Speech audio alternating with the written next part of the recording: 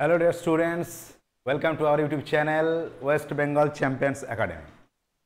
আপনারা জানেন আমরা উচ্চ মাধ্যমিক তৃতীয় সেমিস্টারের ক্লাস শুরু করেছি আমাদের ইউটিউব চ্যানেলে এবং বেশ কিছু ক্লাস ইতিমধ্যে আমরা আপলোড করে দিয়েছি। আপনারা যারা দেখেননি এখনো অবশ্যই আমাদের চ্যানেলে চলে যান WB চ্যাম্পিয়ন্স একাডেমি এই চ্যানেলে এবং চ্যানেলটি অবশ্যই সাবস্ক্রাইব করে রাখবেন। আমরা প্রত্যেক সপ্তাহে প্রত্যেকটি সাবজেক্টের ওপর ক্লাস আনছি। যারা আমাদের ক্লাসগুলো ভালো লাগছে যাদের, তারা অবশ্যই লাইক করবেন এবং অবশ্যই চ্যানেলটিকে সাবস্ক্রাইব করে রাখবেন নতুন নতুন ভিডিও পাওয়ার জন্য। এর আগে আমরা ফিলোসফি বা আজকে আমাদের আলোচনার বিষয় হবে ফিলোসফি বা দর্শন। এর আগে আমরা ফিলোসফির উপরে আমরা আলোচনা করেছি। পুরো সাবজেক্টের সিলেবাস যেটা আছে উচ্চ মাধ্যমিক তৃতীয় সেমিস্টারে সেটা আমরা ইতিমধ্যে আলোচনা করে দিয়েছি এবং আমাদের এর পুরো একটা ক্লাসও আমরা নিয়েছি দর্শনের এই সাবজেক্টের উপরে, দ্রব্য নামক চ্যাপ্টার উপরে। আমাদের প্রথম ক্লাস হয়ে গিয়েছে, আপনারা অনেকেই এই ক্লাসটি দেখেছেন, খুব ভালো লাগছে। আপনারা এইভাবে দেখতে থাকুন, কোনো সমস্যা থাকলে আমাকে জানাবেন। আপনারা বারবার মেসেজ করেছেন যে স্যার আবার পরের পার্টটা নিয়ে আসুন, তো আমি নিয়ে এসেছি আপনাদের জন্য এবং আমি বলছি পুরো ক্লাস আমাদের যে ফিলোসফি যে বিষয়টি আছে তৃতীয় সেমিস্টারের প্রত্যেকটি অংশ আমরা পুঙ্খানুপুঙ্খ আলোচনা করব, প্রত্যেকটি চ্যাপ্টার প্রত্যেকটি টপিক, এবং আমরা পরীক্ষার অনেক আগেই আমরা সিলেবাস শেষ করে দেব। এর পরবর্তী ক্লাসে আমরা MCQ নিয়ে আলোচনা করব দ্রব্য চ্যাপ্টারের উপরে। আজকে আমাদের আলোচ্য বিষয় হবে দর্শনের যে দ্রব্য নামক চ্যাপ্টারটি আছে সেই দ্রব্য চ্যাপ্টারের দ্বিতীয় ক্লাস। আমরা এর পূর্বে প্রথম ক্লাস আলোচনা করেছি, সেখানে আমরা আলোচনা করেছি দ্রব্য সম্পর্কে। প্লেটো, অ্যারিস্টটল এবং ডেকার্ট, স্পিনোজা, ডেকার্ট পর্যন্ত আমরা আলোচনা করেছি। আজকের আমাদের দ্বিতীয় ক্লাস দ্রব্য এই বিষয়ের এই টপিকের উপরে। তো আজকে আমরা আলোচনা করব স্পিনোজা এবং লাইবনিজ সম্পর্কে। এর পরের একটি ক্লাস আসবে, সেটিতে আমরা আলোচনা করব লক, বাকলে এবং হিউমের উপরে। তারপরে আমরা টোটাল চ্যাপ্টারের উপরে প্রচুর MCQ আলোচনা করব বা প্র্যাকটিস করব। তাই অবশ্যই তোমরা ভিডিওগুলো দেখতে থাকো, তোমাদের উপকারে লাগবে। চলো শুরু করা যাক আজকের ক্লাস। আজকে আমরা রেখেছি ক্লাস 2 দ্রব্য চ্যাপ্টারের উপরেই আলোচনা এবং আজকের আলোচনায় থাকবে স্পিনোজা এবং লাইবনিজ। চলো শুরু করা যাক।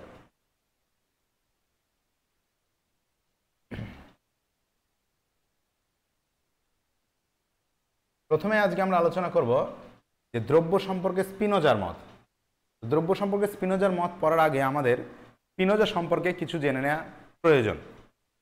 স্পিনোজা, এই হচ্ছে স্পিনোজার চিত্র আপনারা দেখতে পাচ্ছেন।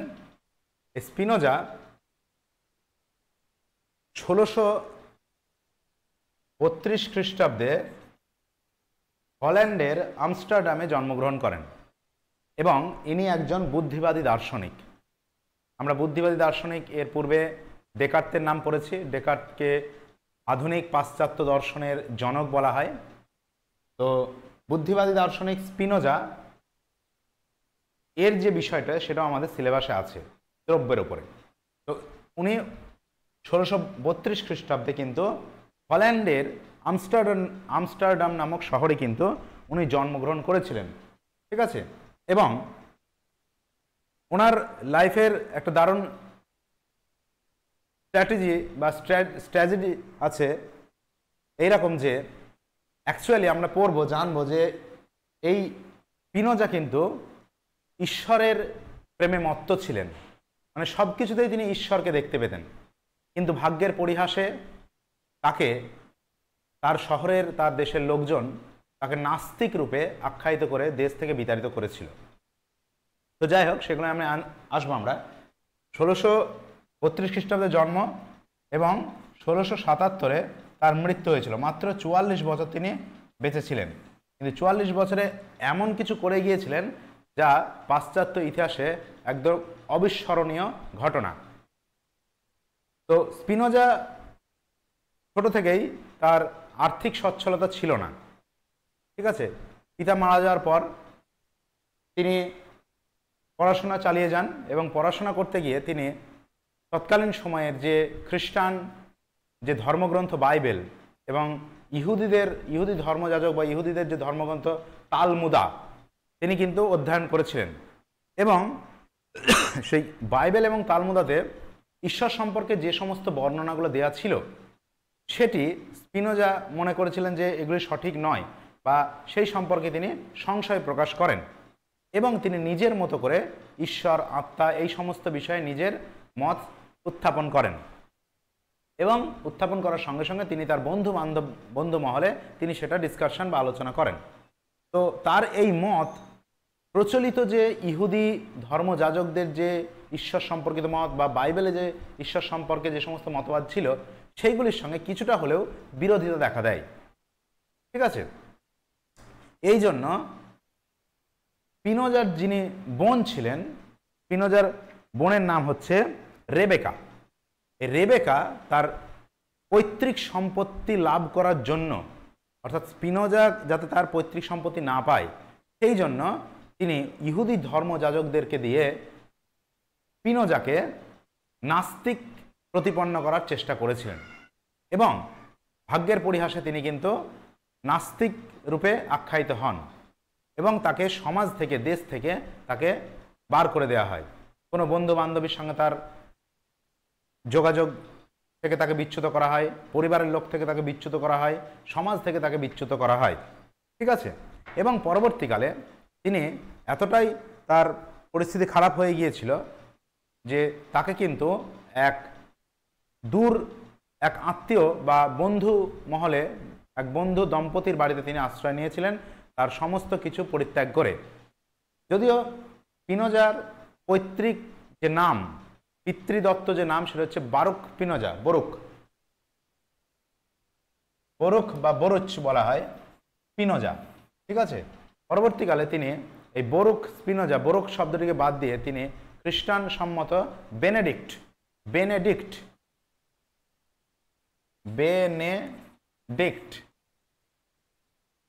এই নামটি তিনি গ্রহণ করেন এবং তাকে দার্শনিক মহলে বেনেডিক্ট স্পিনোজা নামেই তাকে তিনি পরিচিত বেশি। যাই হোক, তার বয়স যখন 24 বছর বয়স তখন তিনি নাস্তিক রূপে, তাকে মানুষজন নাস্তিক বলে আখ্যায়িত করে এবং তাকে দেশ থেকে বিতাড়িত করা হয়।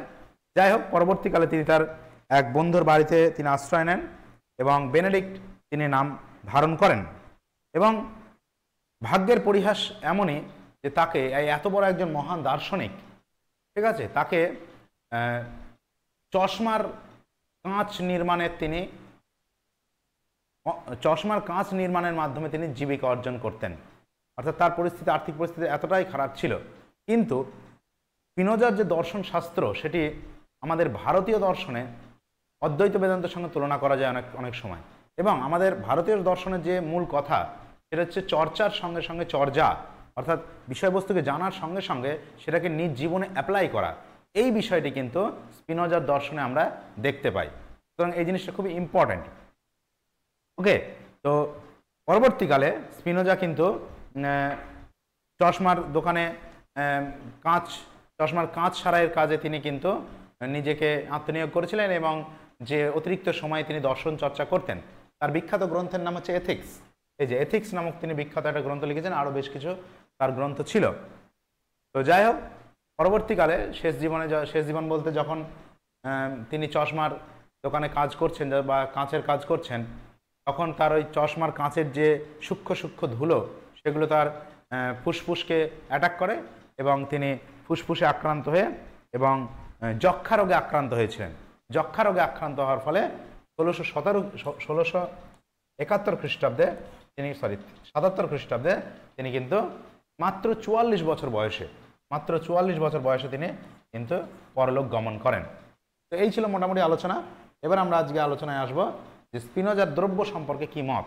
আমরা স্পিনোজার জীবন হিস্ট্রি সম্পর্কে অল্প বিস্তর জানলাম। এবার আমরা চলে আসি, চলুন দ্রব্য সম্পর্কে স্পিনোজা কি বলেছে, যেটা আমাদের সিলেবাসে আছে। তো সেখানে স্পিনোজা বলছেন দ্রব্য সম্পর্কে স্পিনোজা কি বলেছে। এখানে দুটো কথা খুব ইম্পর্টেন্ট কিছু জিনিস আছে, প্রত্যেকে মনোযোগ সহকারে দেখো, খুব ভালো লাগবে এবং প্রত্যেকটি কিন্তু পরীক্ষার পয়েন্ট অফ ভিউ থেকে ভেরি ভেরি ইম্পর্টেন্ট। পরীক্ষায় কিন্তু এইখান থেকে ডাইরেক্ট প্রশ্ন তুলে দেবে। তো যাই হোক, স্পিনোজা তার বিখ্যাত গ্রন্থ এথিক্স বা নীতিবিদ্যা, এই গ্রন্থে তিনি দ্রব্য নিয়ে আলোচনা করেছিলেন। ঠিক আছে, দ্রব্য সংক্রান্ত বিষয় নিয়ে আলোচনা করেছেন। দ্রব্য কি, যাবতীয় আমরা আমাদের গতদিনের ক্লাসে আলোচনা করেছি। আপনারা যারা দেখেননি অবশ্যই আমার ওই ক্লাসটি দেখে নিন। ডব্লিউবি চ্যাম্পিয়ন্স একাডেমি এই চ্যানেলে আপনারা চলে যান, আপনারা দেখতে পাবেন। এখানে অনেক মানুষ দেখেছেন এই ভিডিওটি, আপনারা যারা এখনও দেখেননি অবশ্যই দেখে নিন। তো যাই হোক, এথিক্স গ্রন্থে দ্রব্য নিয়ে আলোচনা করেছেন এবং দ্রব্য সম্পর্কে তিনি কি বলছেন এটা মনে রাখতে হবে যে তার গ্রন্থের নাম হচ্ছে এথিক্স। ঠিক আছে, দ্রব্য সম্পর্কে তার বিখ্যাত যে সংজ্ঞা সেটা সেখানে কি বলছেন, দ্রব্য হলো যা নিজেই নিজে অস্তিত্বশীল এবং যাকে নিজের সাহায্যেই বোঝা যায় তাই দ্রব্য। অর্থাৎ দ্রব্য হলো এমন কিছু যা নিজেই নিজে থেকেই অস্তিত্ব আছে এবং যাকে বুঝতে গেলে অন্য কারোর সাহায্য প্রয়োজন হয় না, বা যার ধারণা অন্য কিছু ধারণা ছাড়াই আমরা গঠন করতে পারি, তাই হলো দ্রব্য। অর্থাৎ নিজে নিজে থেকে অস্তিত্বশীল, তাই না? ভেরি ভেরি ইম্পর্টেন্ট, এরা মনে রাখবে। অর্থাৎ তার অস্তিত্বের জন্য আমাকে অন্য কোনো কিছুর উপর ডিপেন্ড করতে হয় না। ঠিক আছে, অর্থাৎ অন্য নিরপেক্ষ, কোনো কিছুর উপর নির্ভরশীল নয়। পরবর্তীতে ভেরি ভেরি ইম্পর্টেন্ট, দ্রব্য স্পিনজারের মধ্যে দ্রব্য হলো স্বনির্ভর। স্বনির্ভর কথাটা আমরা আগের দিন ব্যবহার করেছি বারবার। স্বনির্ভর মানে স্বনির্ভর, নিজেই নিজের উপর নির্ভর, এবং স্ববেদ্য অর্থাৎ যার ধারণা অন্য কোনো কিছুর ধারণাকে ব্যতি রেখেই আমরা কিন্তু জানতে পারি, সেটাকেই বলা হয় স্ববেদ্য। ঠিক আছে, এটা কিন্তু আমাদের মনে রাখতে হবে, ভেরি ভেরি ইম্পর্টেন্ট এই শব্দ দুটো। স্ববেদ্য শব্দটা ভেরি ইম্পর্টেন্ট, কারণ এটা স্পিনোজার সঙ্গে সম্পর্কিত। প্রশ্ন আসতে পারে পরীক্ষায় যে স্পিনোজা মানে দ্রব্যকে কে স্ববেদ্য বলেছেন, স্ববেদ্য বলেছেন কিন্তু স্পিনোজা, এটা কিন্তু আমাদের মনে রাখতে হবে। অর্থাৎ স্ববেদ্য মানে কি, যার ধারণা বা কোনো কিছু ধারণা অন্য কোনো কিছু ধারণাকে ব্যতি রেখেই জানা যায়। কীরকম, যে কোনো একটি বিষয়, যেমন আমি যদি বলি দুধ সাদা কালারের, দুধ, ঠিক আছে, তো এই দুধের যখন আমি ধারণা পাচ্ছি তখন কিন্তু আমাকে সাদার ধারণাটাও নিতে হচ্ছে। অর্থাৎ দুধ শুধু এই ধারণাটাই আমরা পাচ্ছি না, সাদার ধারণাটাও আমার সঙ্গে সঙ্গে প্রয়োজন। ঠিক আছে, তো এখানে বলছে অন্য কোনো ধারণা ছাড়াই আমি যাকে জানতে পারি সেটাই হচ্ছে দ্রব্য। অর্থাৎ আমরা আমাদের এই জগতের প্রত্যেকটা দ্রব্যই কিন্তু অন্য কোনো দ্রব্যের সঙ্গে সাপেক্ষ, মানে অন্য কোনো দ্রব্যের সঙ্গে রিলেটেড, অন্য কোনো দ্রব্যের সঙ্গে বা অন্য কোনো বস্তুর সঙ্গে কিন্তু সম্পর্কিত। অন্য কোনো ধারণার সাহায্য ছাড়া আমরা কিন্তু গঠন করতে পারি না কোনো একটি বস্তুর ধারণা। সুতরাং এখানে কিন্তু দ্রব্য, কিন্তু স্পিনোজার মতে কি বলছে যে দ্রব্য হবে সেটাই যে নিজেই নিজে অস্তিত্বশীল, অর্থাৎ তার অস্তিত্বের জন্য অন্য কোনো কিছুর প্রয়োজন নেই এবং যার ধারণা অন্য কোনো কিছুর ধারণার সাহায্য ছাড়াই আমরা গঠন করতে পারি। বোঝা গেল? ভেরি ভেরি ইম্পর্টেন্ট, অবশ্যই কিন্তু এই স্ববেদ্য কথাটা মনে রাখবেন। নেক্সট চলো পরেরটা আসে। একবার আমরা জেনে নেব দ্রব্য সম্পর্কে স্পিনোজার কিছু বৈশিষ্ট্য, আমরা দ্রব্য সম্পর্কে জেনে নেব। এই যে স্পিনোজা দ্রব্য সম্পর্কে বলেছেন তার কিছু বৈশিষ্ট্য আমরা এবার জেনে নেব। প্রথম হচ্ছে দ্রব্য স্বয়ম্ভু, যেটা বলছিলাম, যার নিজেই নিজের কারণ, স্বয়ম্ভু, নিজেই নিজের কারণ, অন্য কোনো কিছু যার কারণ নেই, বা অন্য কোনো কিছু ধারণাকে বাদ দিয়ে আমরা যার ধারণা গঠন করতে পারি, দ্যাট ইজ স্বয়ম্ভু। তারপরে দ্রব্য স্বনির্ভর, এক্ষুনি বললাম, যা অন্য কোনো কিছুর উপর নির্ভর করে না, নিজেই নিজের অস্তিত্বশীল। এইটা ভেরি ভেরি ইম্পর্টেন্ট। স্পিনোজার মধ্যে দ্রব্য হলো এক, ঠিক আছে, একটিকেই তিনি দ্রব্য বলেছেন এবং সেটি হচ্ছে ঈশ্বর। আমরা দেকার্তের আলোচনায় পড়েছিলাম যে উনি বলেছিলেন দ্রব্য দুই প্রকারের, নিরপেক্ষ এবং সাপেক্ষ, এবং সাপেক্ষ দ্রব্যকেও দুই ধরনের, একটা হচ্ছে দেহ, একটা হচ্ছে জড়, সরি দেহ আর আত্মা, বা জড় এবং মন, আমরা এটা পড়েছিলাম। কিন্তু স্পিনোজার মধ্যে দ্রব্য হচ্ছে একটি এবং সেটি হচ্ছে কিন্তু ঈশ্বর। এই জিনিসটা কিন্তু আমাদের খেয়াল রাখতে হবে।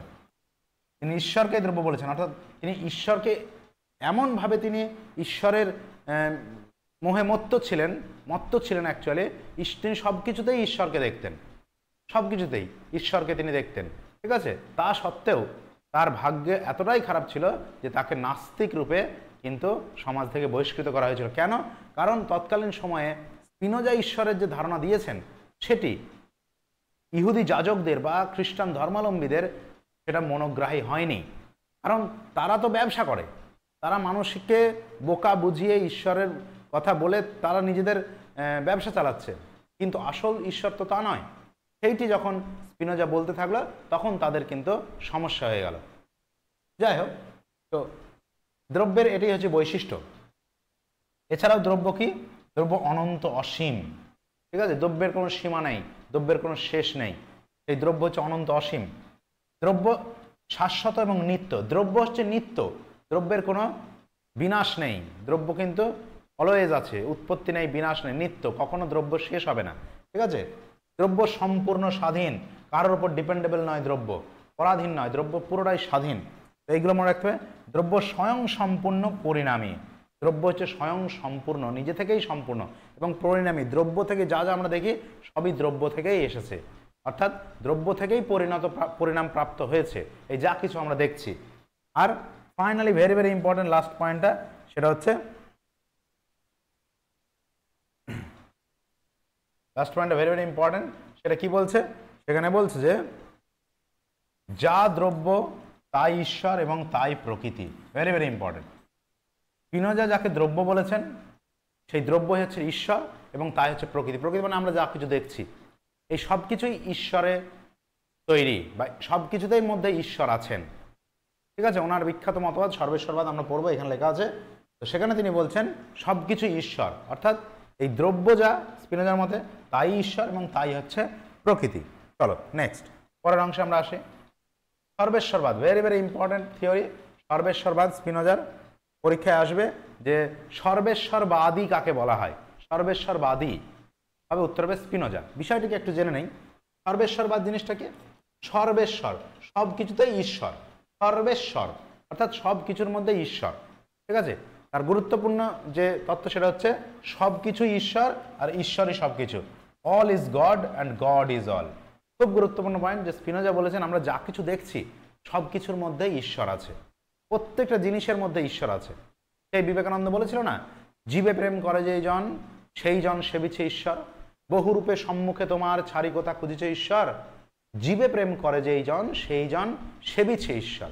অর্থাৎ জীবে যে প্রেম করেছেন, জীবকে যে ভালোবেসেছেন সেই জন ঈশ্বরের সেবা করছেন। তো সেই রকম যে সর্বেশ্বরবাদ অর্থাৎ সব কিছুর মধ্যে ঈশ্বরের অবস্থান, ঈশ্বর কিন্তু সব কিছুতেই আছে আর ঈশ্বরের মধ্যেই সব কিছু আছে, ঈশ্বরই সব কিছু। ঠিক আছে, very very important. All is God and God is all, সর্বেশ্বরবাদ কে বলেছে? স্পিনোজা। অর্থাৎ তিনি সব কিছুর মধ্যেই ঈশ্বরকে দেখতে পেয়েছেন। প্যান্থিজম তার যে মতবাদ তাকে বলা হয় প্যান্থিজম বা সর্বেশ্বরবাদ, এবং স্পিনোজাকে বলা হয় সর্বেশ্বরবাদী। এটা কিন্তু অবশ্যই মনে রাখতে হবে, ভেরি ভেরি ইম্পর্টেন্ট। এরপরে যেটা আসবো সেটা হচ্ছে কি, এরপরে যেটা আসবো সেটা হচ্ছে সৃষ্ট প্রকৃতি এবং সৃজনী প্রকৃতি।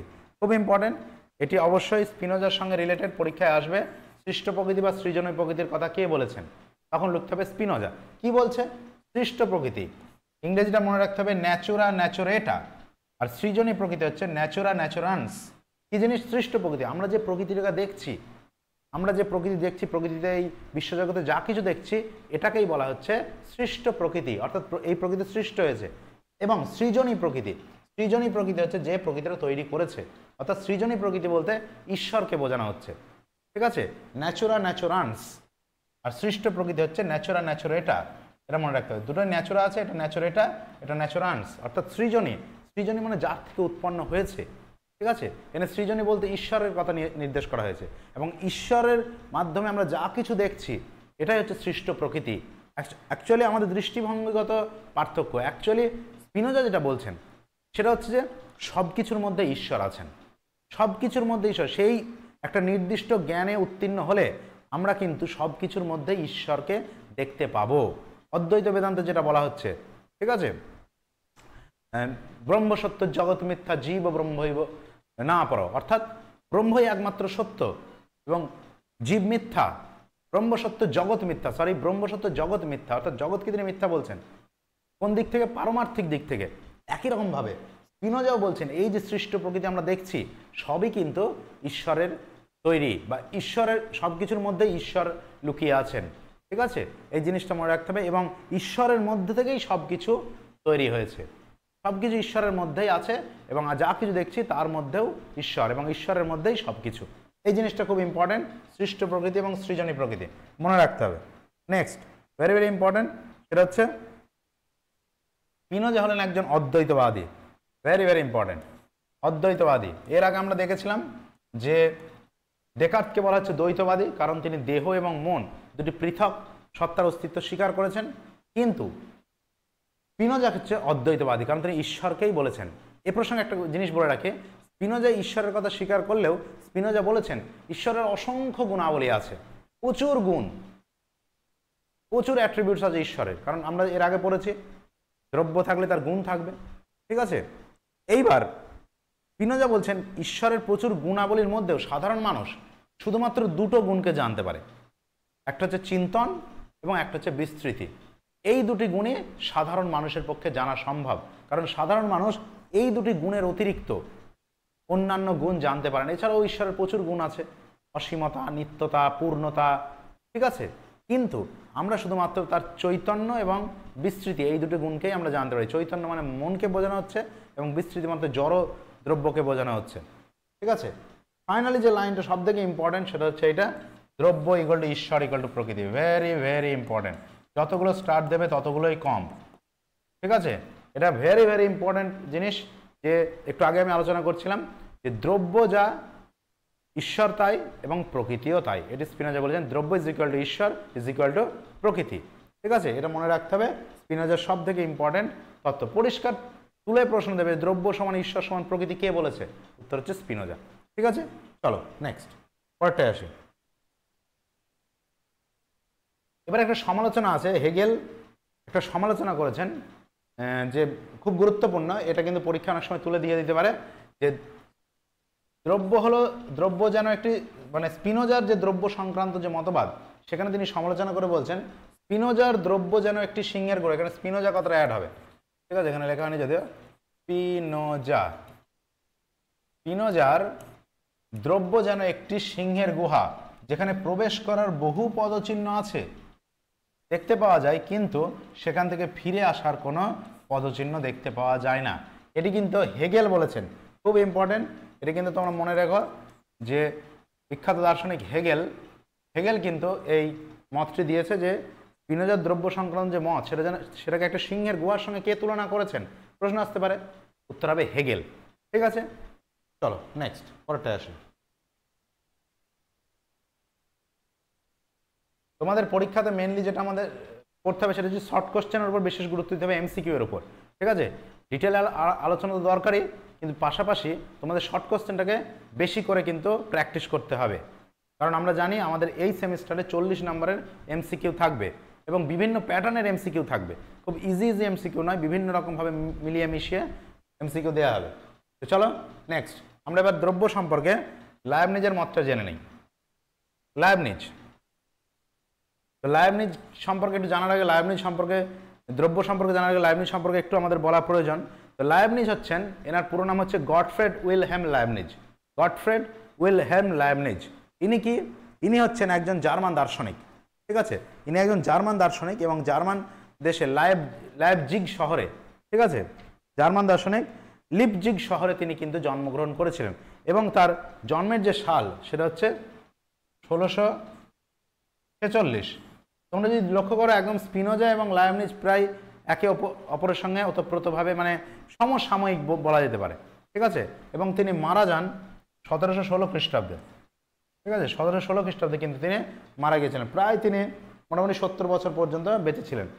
ঠিক আছে, এই লিপজিগ শহরে কিন্তু গটফ্রেড উইলহেম লাইবনিজ ইনি জন্মগ্রহণ করেন এবং এনার যে পিতা বা বাবা, ইনি কিন্তু একজন লিপজিগ যে বিশ্ববিদ্যালয় ছিল জার্মানিতে, সেখানে কিন্তু একজন নীতিবিদ্যার একজন বিখ্যাত বড় অধ্যাপক তিনি ছিলেন এবং তার পিতা নিজেও কিন্তু একজন আইনবিদ ছিলেন।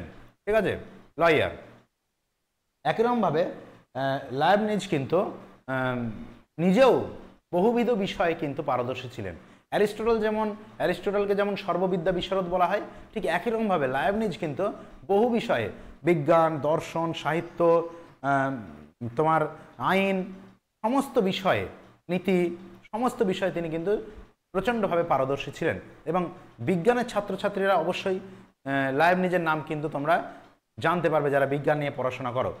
তো যাই হোক, লাইবনিজ তার খুব কম বয়সে তার বাবা মারা গিয়েছিলেন, কিন্তু তার বাবা অনেক সম্পত্তি রেখে গিয়েছিলেন, ফলে তার সেরকম আর্থিক কষ্টের মধ্যে লাইবনিজকে পড়তে হয়নি এবং লাইবনিজ নিজেও প্রচুর শিক্ষা ডিগ্রি অর্জন করেছিলেন এবং তিনি বার্লিন একাডেমি, জার্মানির বার্লিন একাডেমি নামক একটি একাডেমি তিনি প্রতিষ্ঠা করেছিলেন, সেখানে দর্শন এবং বিজ্ঞান চর্চার জন্য।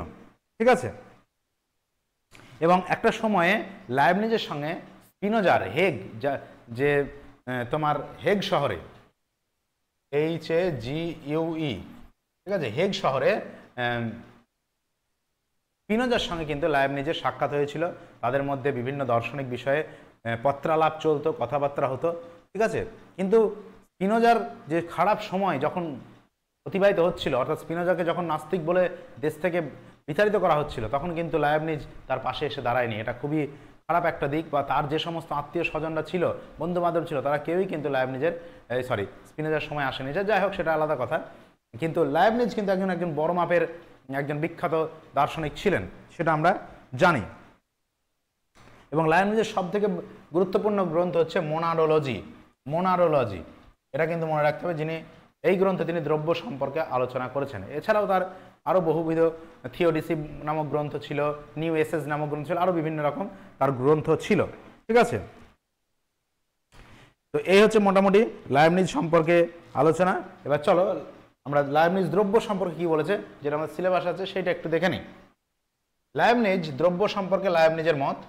লাইবনিজ তার মোনাডোলজি গ্রন্থে, অবশ্যই গ্রন্থের নাম মনে রাখতে হবে, মোনাডোলজি। অ্যাকচুয়ালি লাইবনিজ আমরা যাকে দ্রব্য বলি, লাইবনিজ তাকে বলেছেন মনাড, ম দন্তের নয়াকার ড, বা অনেক সময় ডয়ের জায়গায় দ লেখে কেউ, মনাদ, ম দন্তের নয়াকার দ, মনাদও বলে, ঠিক আছে।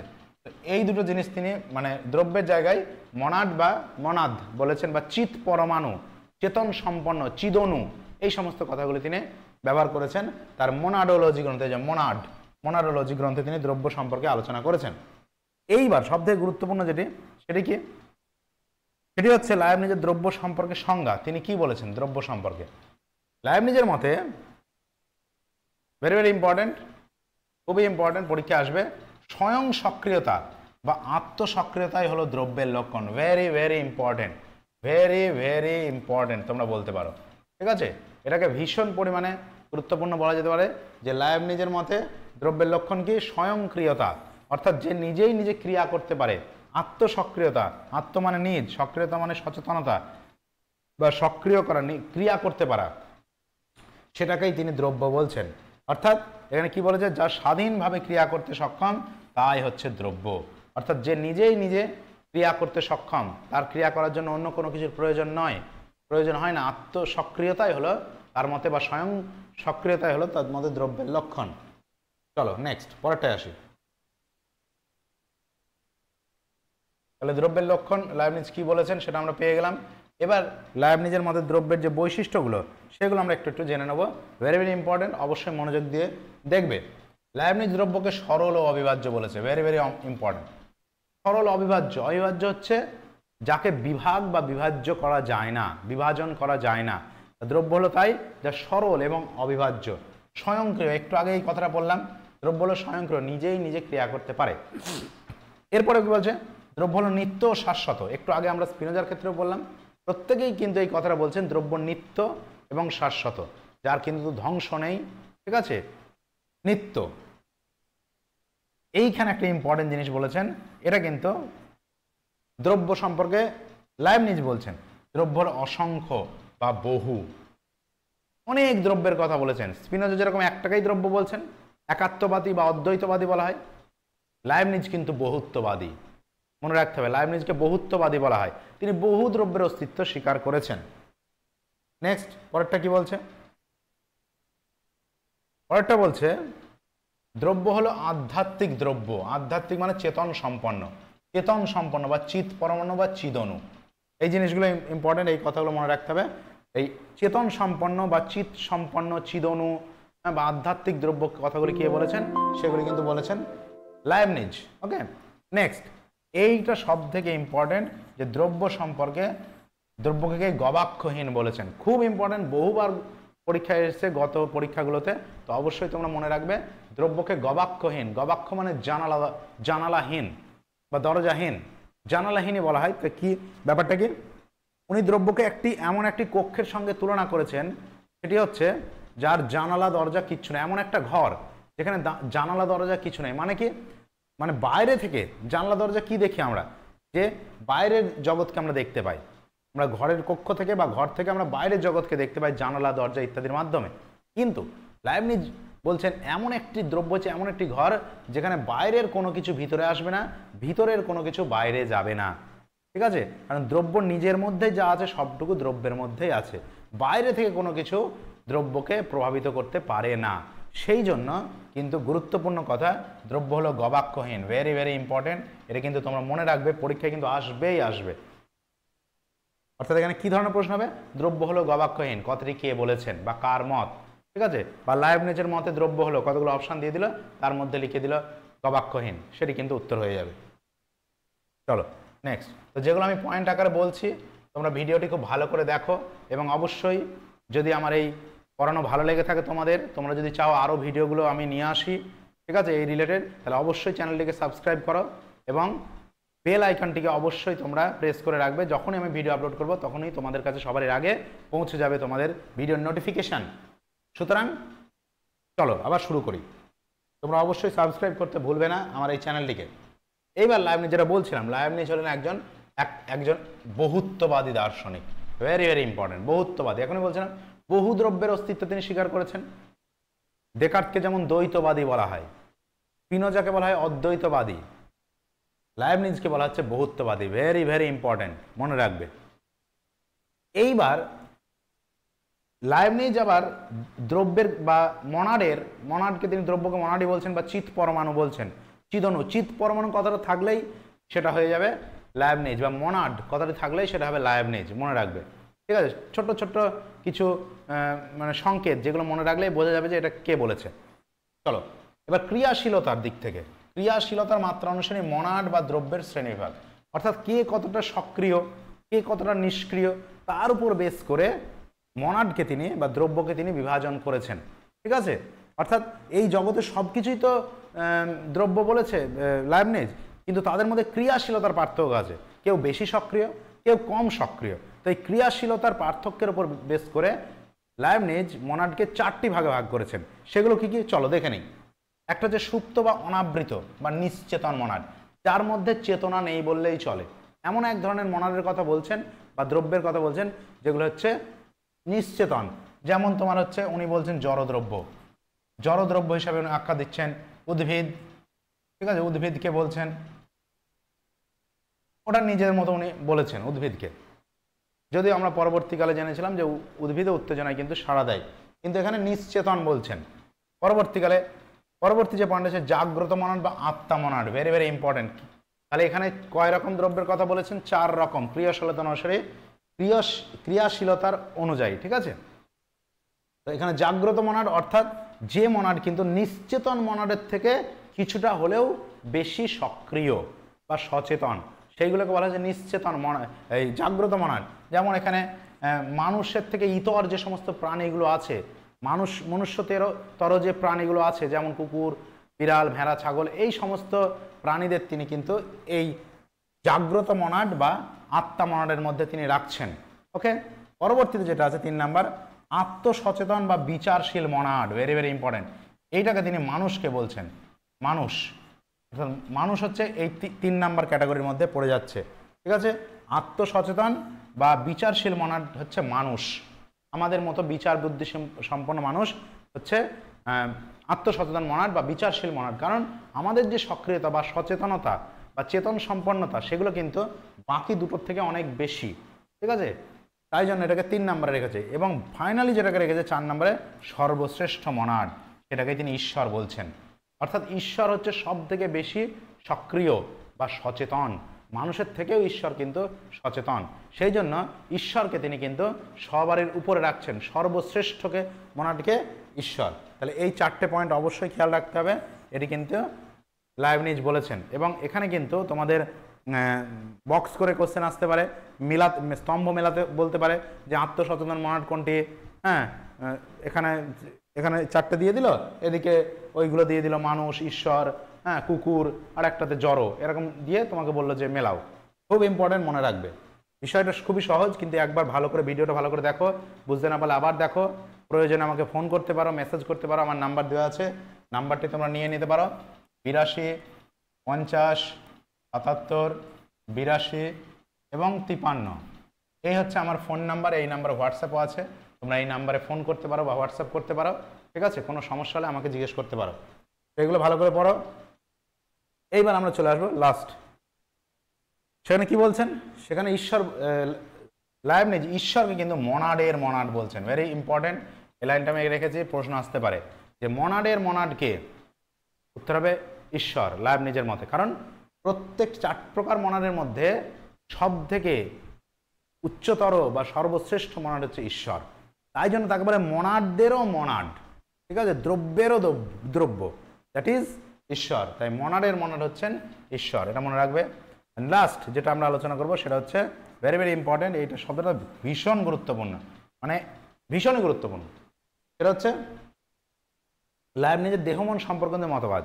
আমরা এর আগে আলোচনা করেছিলাম যে ডেকার্তের দেহমন সম্পর্কে মতবাদকে বলা হয় ক্রিয়া প্রতিক্রিয়াবাদ, এবং স্পিনোজারটা আমি বলিনি এখনো, যাই হোক ভুল হয়ে গেছে, যেটা আমাদের কার্যকারণ তত্ত্ব সম্ভবত আছে, একটা অধ্যায় আছে কার্যকারণ সম্বন্ধ, সেখানে আমাদের পড়তে হবে। তো আমি এখন বলে রাখি, স্পিনোজার যে ক্রিয়া মানে দেহমন সম্পর্কে যে মতবাদ সেটাকে বলা হয় যে সমান্তরালবাদ, ঠিক আছে?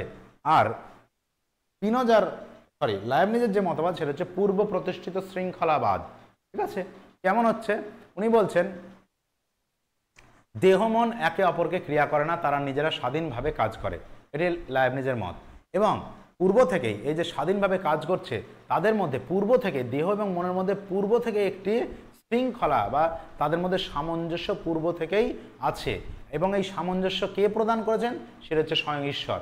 ঈশ্বরই কিন্তু দেহ এবং মনের মধ্যে পূর্ব থেকে একটি সামঞ্জস্য বিধান করে রেখেছেন, এবং এই মতবাদকেই সেই জন্য বলা হয় পূর্ব প্রতিষ্ঠিত শৃঙ্খলাবাদ, ঠিক আছে?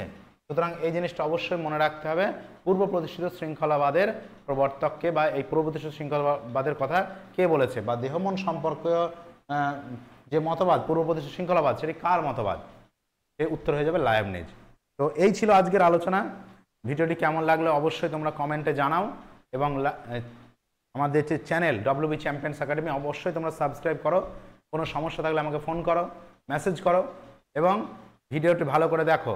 এর পরবর্তীতে আরেকটি ভিডিও আসবে, সেখানে লক, বাকলে এবং হিউমের দ্রব্য সম্পর্কে আলোচনা করব, এবং তারপরে কিন্তু আমরা এই যে পুরো অধ্যায়ের উপর আমরা কিন্তু MCQ আলোচনা করব, এবং সেটা লাইভ ক্লাস হবে। প্রত্যেকে তোমরা অ্যাটেন্ড থাকবে, আমি আগে থেকে জানিয়ে দেবো কখন লাইভ ক্লাসটি হবে। সুতরাং তোমরা কিন্তু সবাই সেখানে অ্যাটেন্ড থাকবে, এবং তোমরা ভালো করে পড়াশোনা করো। যেগুলো আমি পড়ালাম আজকে প্লাস এর আগে যেগুলো আমি আগের ভিডিওতে যেগুলো পড়িয়েছি সেগুলো ভালো করে দেখো। পরবর্তীতে ভিডিওগুলো তোমরা ভালোভাবে দেখো, এবং আশা রাখবো তোমরা এই ভিডিও থেকে অনেক উপকার পাবে। তো চ্যানেল অবশ্যই যদি তোমাদের ভিডিওগুলো ভালো লেগে থাকে চ্যানেলটিকে সাবস্ক্রাইব করো এবং পাশে থাকো আমাদের, এবং এইভাবেই আমাদের সাপোর্ট করো, এবং ভালো করে পড়াশোনা করো। সবথেকে বড় কথা, পরীক্ষার কিন্তু আর বেশি দিন নেই। তো এই ছিল আজকের আলোচনা। সকলে ভালো থাকবে, ধন্যবাদ। খুব শীঘ্রই পরবর্তী ভিডিও নিয়ে আমরা আসছি তোমাদের সঙ্গে। ভালো থাকবে।